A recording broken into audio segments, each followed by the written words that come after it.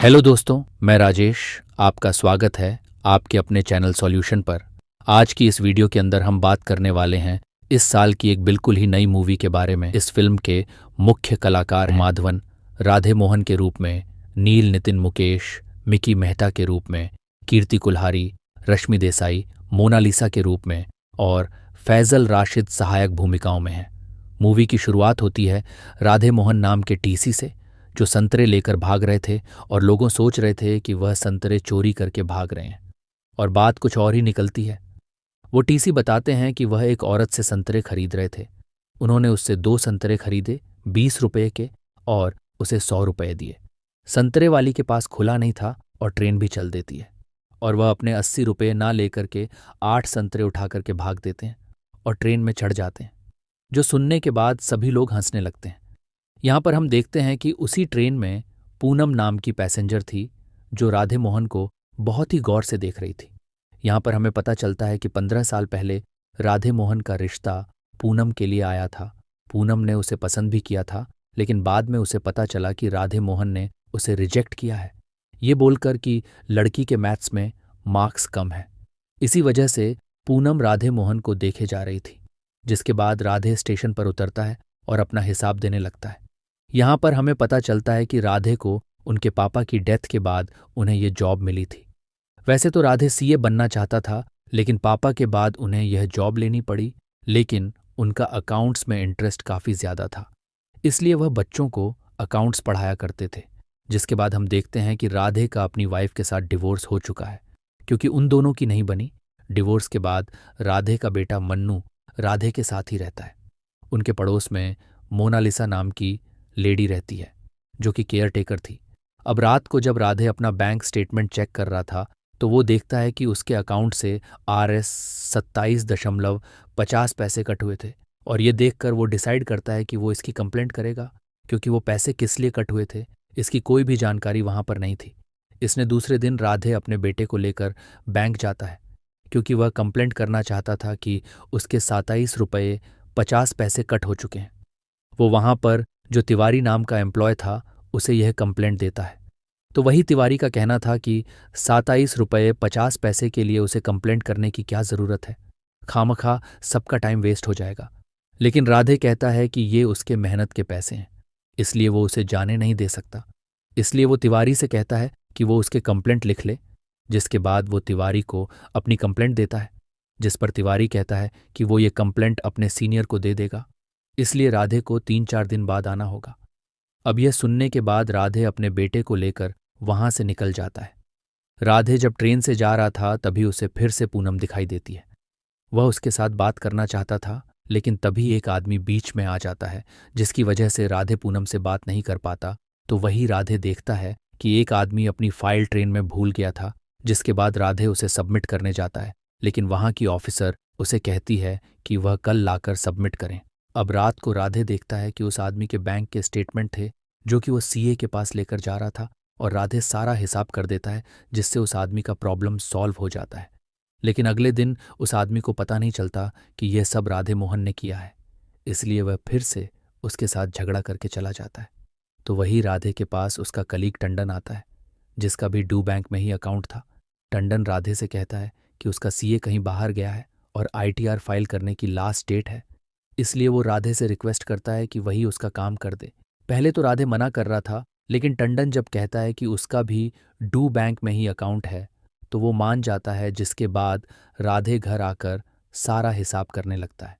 और यहाँ पर हमें पता चलता है कि उसके अकाउंट से भी 125 रुपये ऐसे ही कट हुए थे, जो देखकर राधे अगले दिन टंडन से कहता है कि उसे इस बात की कंप्लेंट करनी चाहिए, जिस पर टंडन का कहना था कि 125 रुपये ही तो है, उसके लिए खामखा टाइम वेस्ट करने की क्या ज़रूरत है।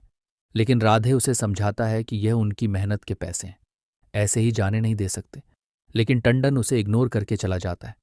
तो वही राधे फिर से बैंक आता है, लेकिन तिवारी उसे कुछ भी जवाब नहीं दे रहा था, जिसकी वजह से राधे गुस्सा हो जाता है और तिवारी से लड़ने लगता है। दोनों में झगड़ा होता हुआ देखकर मैनेजर बाहर आता है और राधे उसे बताता है कि उसके अकाउंट से RS 37.50 कट हो चुके हैं, जो सुनने के बाद मैनेजर तिवारी को डांटता है, जिसके बाद उन दोनों का झगड़ा हो जाता है और मैनेजर तिवारी को निकाल देता है।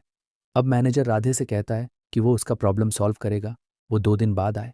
जिसके बाद 2 दिन बाद जब राधे वहाँ पर जाता है तो मैनेजर उसका स्वागत करता है और राधे कहता है कि उसके अकाउंट में वापस 37 रुपये 50 पैसे आ चुके हैं और बैंक से इतनी बड़ी गलती हुई थी, इसलिए वह राधे को एक टीवी गिफ्ट करते हैं, जो देखकर राधे काफ़ी शॉक था।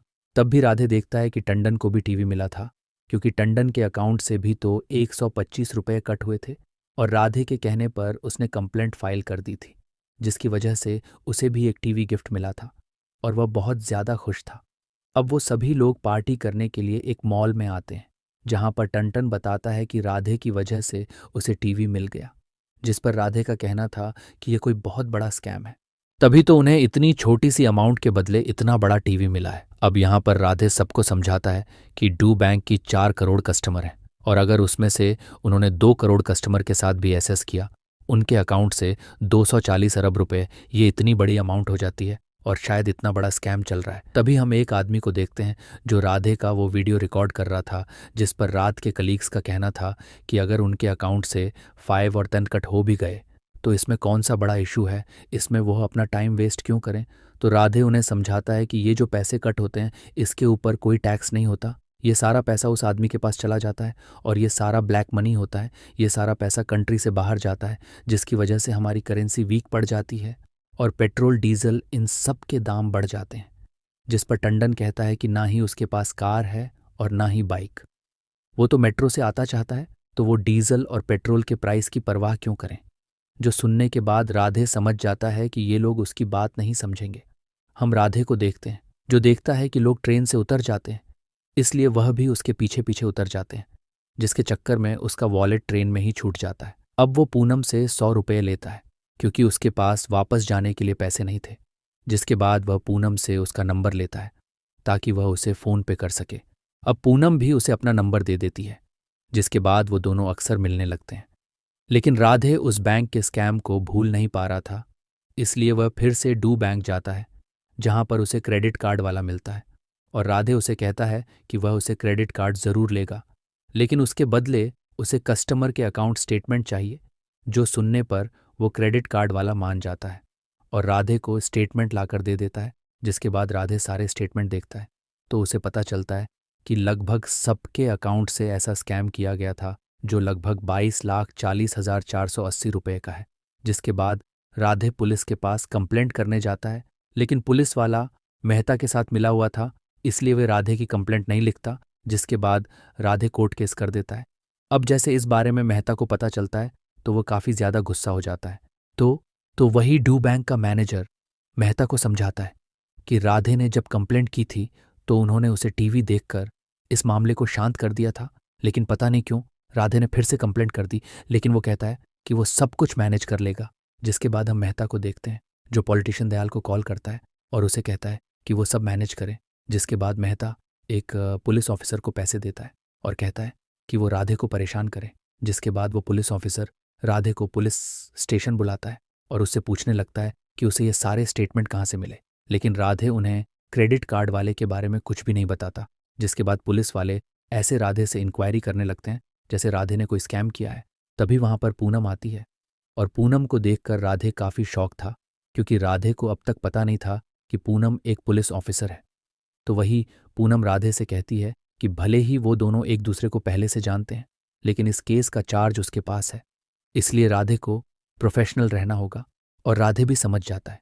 जिसके बाद राधे पूनम को बताता है कि उसने ये इतना बड़ा स्कैम का पता लगाया है, लेकिन पूनम भी उससे वही पूछती है कि उसके पास ये सारे स्टेटमेंट्स आए कहाँ से, जिसका जवाब देने के लिए राधे तैयार नहीं था। तो वही पूनम का कहना था कि जब तक राधे नहीं बताएगा वो लोग आगे की तहकीकात नहीं कर सकते। जिस पर राधे का कहना था कि उन्हें इन अकाउंट्स को चेक करना चाहिए, उन्हें सारी प्रॉब्लम समझ में आ जाएगी। जिसके बाद हम मेहता को देखते हैं, जिसे पता चल जाता है कि क्रेडिट कार्ड वाले ने वो सारे स्टेटमेंट चुराए थे और राधे को दिए थे, इसीलिए वो अपने लोगों से कहकर उसे काफ़ी ज़्यादा पिटवा आता है। वो उसे जान से मारना चाहता था, लेकिन दयाल आकर उसे रोक देता है और कहता है क्या अगर उसने ऐसा कुछ किया तो ये सब कुछ न्यूज़ में आ जाएगा और उन्हें बहुत बड़ी प्रॉब्लम होगी। जिसके बाद मेहता क्रेडिट कार्ड वाले को छोड़ देता है। साथ ही दयाल मेहता से कहता है कि राधे की चिंता ना करें, वो लोग उसे ऐसा सबक सिखाएंगे कि राधे खुद ही पीछे हट जाएगा। जिसके बाद हम राधे को देखते हैं, जो अपने बेटे के साथ घूमने गया था। तभी उसे वहां पर क्रेडिट कार्ड वाला मिलता है, जो राधे से कहता है कि वह अपने बेटे को और खुद को बचा ले। ये सुनकर राधे समझ जाता है कि उसकी जान भी खतरे में है। तो वही डू बैंक का मैनेजर अपने बैंक स्टेटमेंट में कुछ फ्रॉड करता है और पुलिस वालों को देता है, ताकि पुलिस वालों को ऐसे ही लगे कि राधे ही फ्रॉड है। तो वही पूनम भी राधे से यही कहती है कि मैनेजर ने जो स्टेटमेंट दिए थे उस हिसाब से उनके अकाउंट में से कुछ भी पैसे कट नहीं हुए। जो सुनकर राधे समझ जाता है कि इन्होंने स्टेटमेंट के साथ भी स्कैम किया है। इसने राधे कहता है कि इसमें कस्टमर्स की लिस्ट है जिनका स्टेटमेंट उसने उन्हें दिया था, तो वह जाकर उन कस्टमर से कांटेक्ट करें और उनका ऑफिशियल स्टेटमेंट ले, जो देखने पर उन्हें समझ में आ जाएगा कि बैंक ने अपने स्टेटमेंट में फ्रॉड किया है। अब यह सुनने के बाद पूनम वैसा ही करती है और लोग आकर उसके पास स्टेटमेंट दे देते हैं। जिसके बाद भी पूनम का यही कहना था कि राधे की स्टेटमेंट फेक है। जो सुनकर राधे गुस्सा हो जाता है और पूनम से कहता है कि वह सच में मैथ्स में बहुत ज़्यादा वीक है, और राधे से कहती है कि 15 साल पहले भी उसने यही बोलकर उसे रिजेक्ट किया था। जो सुनकर राधे को अब पता चलता है कि उसने 15 साल पहले पूनम को रिजेक्ट किया था, और राधे को लगता है कि पूनम शायद इसी बात का बदला लेने के लिए उसके साथ ये सब कर रही है। तो वही राधे का केस जब कोर्ट में जाता है तो कोर्ट में भी वह केस डिसमिस हो जाता है, क्योंकि जज का कहना था कि राधे बस जानबूझकर बैंक को परेशान कर रहा है और इसी की वजह से राधे को एक दिन की जेल भी हो जाती है।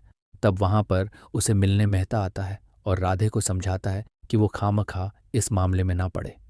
वो कहता है कि वो लोगों का अकाउंट से 10 रुपये निकालता है और इससे उन लोगों को कोई फर्क नहीं पड़ता। अगर उनके पास 10 रुपये हैं, 10 रुपये वो होते भी तो भी वह क्या ही करते। इसलिए वो इन लोगों की परवाह करना बंद करें और अपने काम पर ध्यान दें।